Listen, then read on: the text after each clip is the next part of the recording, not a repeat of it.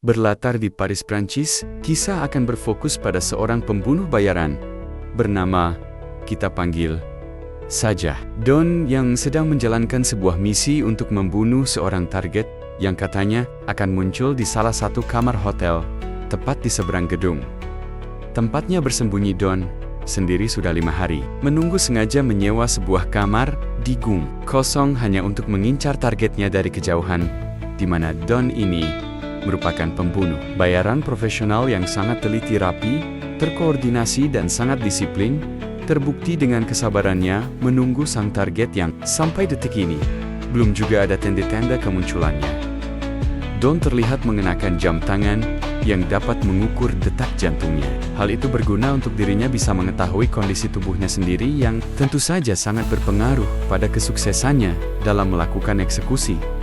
Karena diketahui bahwa selama puluhan tahun menjadi pembunuh bayaran, Don tidak pernah sekalipun ketahuan atau melakukan kesalahan. Bahkan setiap misinya tidak pernah terlacak oleh kepolisian. Bayangkan, 24 jam selama 5 hari berturut-turut, hanya duduk diam, menunggu target datang. Jelas pekerjaan macam ini tak cocok untuk orang yang rudetan dan mudah bosan. Perlu kesabaran ekstra yang hanya dimiliki oleh orang-orang tertentu, di mana Don sendiri mengklaim bahwa dirinya bukanlah orang yang spesial atau istimewa, melainkan hanya berbeda dari segi fokus komitmen dan bertekad kuat. I'm just a part, they just don't say. Don melakukan gerakan yoga untuk sekedar meregangkan tubuhnya yang cara rangkel. Kadang juga dia mendengarkan musik untuk menghilangkan rasa bete, karena pada dasarnya dia juga manusia biasa. Ada kalanya jenuh dan tunduh untuk makan. Don harus pergi keluar untuk membeli sendiri, di mana ia sengaja memakai setelan gaya turis Jerman. Karena berdasarkan riset yang sudah ia lakukan, orang Paris jarang mau berinteraksi dengan turis Jerman, dan itu cukup membantu untuk tetap melindungi penyamarannya. Sehingga bisa disimpulkan bahwa Don memang sudah mengkonsep segala sesuatunya dengan sangat terperinci, bahkan untuk hal terkecil seperti gosok gigi dan cuci muka. Don menyemprot wastafel menggunakan cairan penetralisir untuk menghilangkan jejak DNA-nya, agar pihak aparat kesulitan untuk mencari identitasnya. Malam kelima, Don memutuskan untuk tidur sebentar dengan posisi normal setelah memiliki feeling jika si target tidak akan muncul malam ini. Namun, saat dia terbangun untuk tahajud, ia pun seketika terkejut saat kamar menjadi targetnya sedang dibereskan oleh pelayan, pertanda bahwa targetnya akan muncul. Sebentar lagi, selesai menyiapkan senapan aras panjangnya, muncullah seorang perempuan yang sepertinya adalah wanita penghibur yang sengaja disediakan untuk menyambut dan menghibur si target. Di mana waktu jeda tersebut, Don manfaatkan untuk membersihkan bola matanya, menggunakan buru water, menyalakan musik untuk membuat batinnya tetap tenang. Hingga si target akhirnya muncul dan masuk ke dalam kamar tersebut. Ketika Don sudah mendapatkan bidikan, ia tak kunjung menarik pelatuknya setelah menyadari jika denyut jantungnya berada pada angka 100, sehingga ia membutuhkan waktu tambahan agar detak jantung berada tepat pada angka 60. Dengan tujuan untuk menjaga arah lintasan, pelurunya tidak meleset di detik-detik eksekusi. Don melakukan afirmasi atau semacam mengucapkan kata-kata positif dalam hati untuk memberi penegasan kepada diri sendiri, di mana afirmasi ini sebenarnya berupa prinsip agar Don tetap fokus pada misi, yaitu tetap ikuti rencana antisipasi, jangan improvisasi, jangan percaya siapapun, jangan menyerahkan keuntungan, jangan bertarung jika tidak dibayar. Singkirkan empati. Empati adalah kelemahan. Kelemahan adalah kerentanan yang ketika jantungnya sudah mencapai tepat angka 60. Don mulai menarik pelatuknya tepat saat si perempuan melakukan gerakan dadakan. Sehingga, untuk pertama kalinya Don pun gagal dalam misinya. Sehingga ia langsung beberengkes, membereskan semua barang-barangnya. Lantas pergi menggunakan motor Vespanya sebelum pihak TTG menyadari keberadaannya. Setelah 5 hari penantian yang panjang, Don pun harus menerima fakta bahwa jam terbang tinggi bukanlah jaminan untuk dirinya bisa sukses terus menuntaskan misinya, di mana Don mulai menunjukkan sikap panik dan tegangnya ketika dia dengan terburu-buru memacu Vespanya untuk menghindari mobil polisi, yang ketika sudah sampai di lokasi aman Don pun menghilangkan satu persatu bukti seperti Vespa yang diletakkan sembarangan, helm yang dibuang ke sungai jenggot, dan kumis yang dikurut habis, serta pistol yang dibuang ke dalam tempat sampah umum. Alih-alih memperbaiki kegagalannya, Don lebih memilih untuk cari aman dengan akan pergi meninggalkan Paris, di mana kepanikan kembali menyerang saat Don harus berhadapan dengan pihak keamanan bandara serta anjing yang sudah cumpaguk memperhatikan setiap calon penumpang, sehingga Don harus kembali ke toilet untuk membasuh wajah dan menenangkan dirinya. Tak lama Don pun dihubungi oleh pihak agensinya yang mengatakan bahwa klien yang menyewa jasa mereka pasti akan sangat marah akan kegagalan misi ini, di mana Don ditawari untuk memperbaiki kegagalan tersebut dengan tetap membunuh si target bagaimanapun caranya. Namun Don yang tak mau ambil resiko pun tetap memilih untuk segera meninggalkan Paris demi untuk keselamatan diri sendiri. Dalam sepanjang perjalanan, Don yang selalu ekstra waspada pun mencurigai salah satu penumpang berkacamata dan berjas rapi mirip Don Wick, karena akan ada banyak kemungkinan dirinya yang menjadi target buruan, entah itu dari kliennya sendiri ataupun dari agensinya, atau bisa saja dari pihak target yang sudah mengetahui siapa pelakunya. Sehingga Don memutuskan untuk transit di salah satu negara dan menginap di hotel sampai esok pagi. Ketika sudah berada di dalam hotel saja, Don masih khawatir akan adanya ancaman yang datang. Hal itulah yang mendasarinya untuk menerapkan protokol keamanan mandiri dengan meletakkan gelas dan tutup saja di depan pintu kamar dan tidur dengan posisi duduk dengan pisau makan yang diletakkan tepat di sampingnya. Singkat cerita, esok pagi pun tiba, dirasa sudah aman. Don pun langsung terbang ke kampung halamannya, yaitu Amerika, lebih tepatnya ke sebuah kota bernama Santo Domingo, yang merupakan ibu kota dari Republik Dominika, di wilayah Amerika bagian utara. Yang setibanya mendarat di sana, Don masih harus melakukan perjalanan jauh dari bandara menuju tempat-tempat tinggal pribadinya yang lokasinya sendiri cukup tersembunyi dan cukup jauh dari perkotaan. Setibanya di depan gerbang masuk, Don menemukan jejak sepatu boot dan banyak sekali puntung rokok yang berserakan jelas. Ada orang asing yang sudah masuk ke wilayah propertinya, sehingga ia pun segera mengambil sepucuk pistol dan mulai menggendap-endap masuk ke dalam rumahnya sendiri. Sungguh betapa terkejutnya Don saat menemukan kondisi rumahnya sudah berantakan dengan banyak bercak darah di mana-mana. Bukan rumah atau harta yang dia khawatirkan, melainkan penghuni rumah yang merupakan istri tercintanya yang memang tinggal sendirian di sini. Yang setelah menghubungi pihak berwajib, akhirnya diketahui jika sang istri saat ini tengah dirawat di ruang ICU akibat mendapat penyerangan dari orang tak dikenal. Tiba di sana, Don benar-benar sakit hati tatkala melihat kondisi sang istri sudah babak belur dengan wajah yang penuh dengan luka jahitan dan lebam parah, di mana sang kakak ipar yang kebetulan ada di sana pun menjelaskan tentang ciri-ciri dari si penyerang yang katanya ada dua pelaku, satu laki-laki dan satu perempuan, turun dari mobil taksi berwarna hijau dengan lampu atau logo taksi berwarna kuning. Mereka mengancam akan melakukan hal yang lebih buruk daripada ini. Api istri ketahuan berbohong selesai dengan kak ipar. Don pun menghampiri sang istri yang sudah siuman, di mana istri Don nampaknya sudah mengetahui apa profesi sang suami yang sebenarnya dan berhasil tutup mulut tentang semuanya. Hal itulah yang membuatnya dihajar habis-habisan oleh kedua pelaku karena sang istri benar-benar melindungi identitas si Don. Saking sayang dan tulusnya, dia mencintai suami sendiri geram dengan apa yang menimpa istri tercintanya.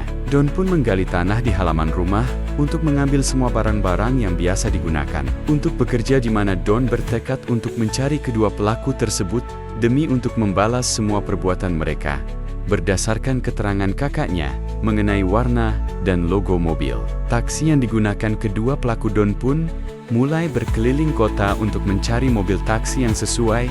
Yang setelah seharian kesana kemari, akhirnya Don menemukan mobil taksi dimaksud dan mulai mengikuti satu driver untuk mengetahui di mana kantor pusat taksi tersebut. Setelah kantornya diketahui, Don langsung masuk ke sana untuk mencari tahu data terkait driver yang menjadi sopir kedua pelaku pada hari kejadian, yang setelah diketahui nama dan wajah si sopir, Don segera menyamar menjadi seorang penumpang untuk bisa bertemu langsung dengan sopir tersebut bermodalkan pistol dan wajah dinginnya. Don meminta Siir untuk segera pergi ke tempat sepi dan meminta keterangan terkait ciri-ciri kedua pelaku yang sempat menjadi penumpangnya. Dia mengatakan bahwa yang perempuan berbadan kurus dan yang pria memiliki perawakan tinggi kekar dengan wajah yang sangar, yang setelah mengantongi semua informasi yang dibutuhkan, Don terpaksa dan mau tidak mau harus menghabisi si sopir untuk menghilangkan saksi mata. Berdasarkan keterangan si Siir, Don pun menyimpulkan jika kedua pelaku tersebut kemungkinan besar adalah para profesional yang memang biasa melakukan pekerjaan membunuh, sehingga ia memutuskan untuk terbang menuju kota New Orleans yang menjadi lokasi tempat agensinya berada. Setibanya di New Orleans, Don langsung menyewa sebuah mobil F untuk sebagai kendaraan utamanya, di mana ia segera pergi ke tempat penyimpanan pribadinya yang di situ. Don menyimpan semua keperluan yang dia butuhkan, seperti identitas palsu, pakaian senjata, termasuk plat nomor palsu, untuk mengelabui pihak kepolisian. Entah apa yang sedang Don rencanakan, ia pun membeli perlengkapan yang biasa dimiliki oleh petugas kebersihan, seperti tempat sampah jumbo dan lain-lain, yang pada akhirnya diketahui jika Don berencana untuk menyamar sebagai petugas kebersihan agar bisa masuk ke dalam gedung tempat agensinya berada. Dengan memanfaatkan seorang kurir, Potsedan pun berpura-pura ikut masuk untuk mengambil sampah, yang setelah si kurir pergi dan si masih lumayan sepi, Don pun langsung melancarkan aksinya untuk masuk tanpa izin ke ruangan pribadi milik agensi yang biasa memberikannya pekerjaan, dan ternyata agensi yang biasa menerima klien dan biasa memberikan pekerjaan kepada Don adalah seseorang yang berprofesi sebagai seorang pengacara. Jika dalam dunia Donwi kita mengenal Winston Song, manajer hotel di Continental, maka di sini ada si pengacara yang menerima jasa pembunuh bayaran untuk klien-klien kelas atas, di mana Don yang curiga jika mengacara ada terkait hubungannya dengan apa yang menimpa sang istri pun mulai melakukan interogasi untuk memaksa beliau mengatakan tentang identitas kedua pelaku tersebut bermodalkan nail gun atau mesin paku tembak. Don pun menembakkan 3 paku tepat ke dada si pengacara, yang sampai di detik akhir hayatnya si pengacara masih keras kepala dengan tidak mau mengatakan yang sebenarnya, sehingga Don pun beralih pada si asisten yang rupanya lebih kooperatif dengan akan memberikan data lengkap mengenai kedua pelaku yang dimaksud, yang semua datanya tersimpan dengan rapi di rumah pribadinya. Before I give them to you, I want something in return. Disinilah keteguhan Don pun diuji ketika si asisten memohon agar Donon bisa sedikit mengasihaninya. Si asisten sadar betul jika Donon pasti akan membunuhnya. Hanya saja, dia ingin mati dengan cara yang tidak mencurigakan, alias ingin tampak mati, seperti kecelakaan dengan tujuan agar asuransi jiwanya bisa cair, dan anak kenania yang masih duduk di bangku sekolah punya bekal masa depan tanpa ibunya. Yang di sini Don pun mulai mengalami gejolak batin ketika hati nuraninya berkata lain, alias bertolak belakang dengan prinsipnya, yaitu jangan punya rasa kasihan. Rasa kasihan adalah kelemahan. Kelemahan adalah kerentanan yang pada akhirnya Don pun memutuskan untuk memberi si asisten kesempatan untuk membawa dia ke rumahnya dan menunjukkan di mana berkas-berkas lengkap milik kedua pelaku tersebut tempem. Untuk menghilangkan jejak si pengacara, Don pun memasukkannya ke dalam tempat sampah dan membawanya dengan santai di dalam lift, tepat saat ada 2 orang yang ikut masuk yang sungguh tak diduga. Salah satu pria bercanda dengan mengatakan tentang mayat di dalam tong sampah tersebut, yang pada kenyataannya memang ada mayat di dalamnya.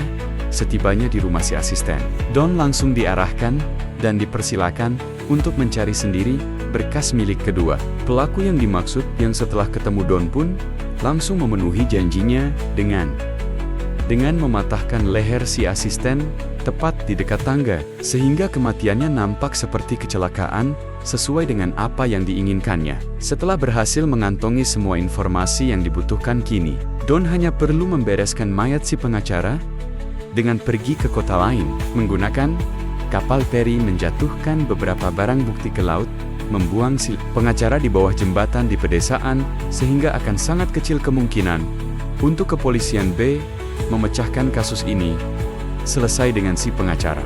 Don langsung meluncur ke Florida yang menjadi tempat tinggal satu dari dua pelaku yang dicarinya, yang setibnya di lokasi. Don pun melihat sendiri si pelaku yang ternyata sesuai dengan deskripsi si supir taksi mengenai perawakannya yang tinggi kekar dan wajah yang sangar, bahkan punya anjing jenis Pitbull sebagai peliharanya. Sehingga Don nampaknya harus sabar menunggu sampai si sangar benar-benar lengah atau sedang tidur agar mempermudahnya melakukan balas dendam tepat larut malam saat si sangar sedang sendirian dan mungkin sedang tidur pulas. Don segera masuk ke dalam dengan bermodalkan sepucuk pistol alih-alih akan sesuai rencana. Don nampaknya harus melakukan effort lebih ketika si sangar memerugukinya dari belakang hingga terjadilah perkelahian yang cukup brutal meski kalah dari segi power dan ukuran. Namun Don masih jauh lebih unggul dari segi taktik dan kecerdasan. Hal itulah yang membuat si sangar mengalami luka yang cukup parah, namun luar biasanya dia masih saja bisa bangkit ketika Don sedang bersembunyi di dalam kamar, sehingga tepat saat misinya sudah berhasil, muncullah anjing pitbull peliharaan si sangaring, bermaksud untuk membalas kematian majikannya, di mana Don dengan cepat berlari keluar dan menutup pagar kawat, lantas melemparkan bom Molotov untuk menghilangkan jejak tempat kejadian perkara selesai. Dengan si sangar, kini saatnya Don pergi ke New York untuk menemui pelaku kedua, yang merupakan seorang perempuan kurus yang ikut terlibat dalam penganiaya istrinya. Jangan salah, kurus seperti ini. Si perempuan adalah seorang pembunuh bayaran yang diketahui sudah memiliki banyak pengalaman dan namanya cukup terkenal di kalangan dunia kriminal. Namun, Don nampaknya tidak peduli dengan titel dan gosip tersebut. Yang ketidakpedulian itu langsung dibuktikan saat Don menemuinya di tempat umum, tepat saat si perempuan makan malam di restoran sendirian. Dan, ya, si perempuan yang katanya ahli ini pun benar-benar dibuat olohok.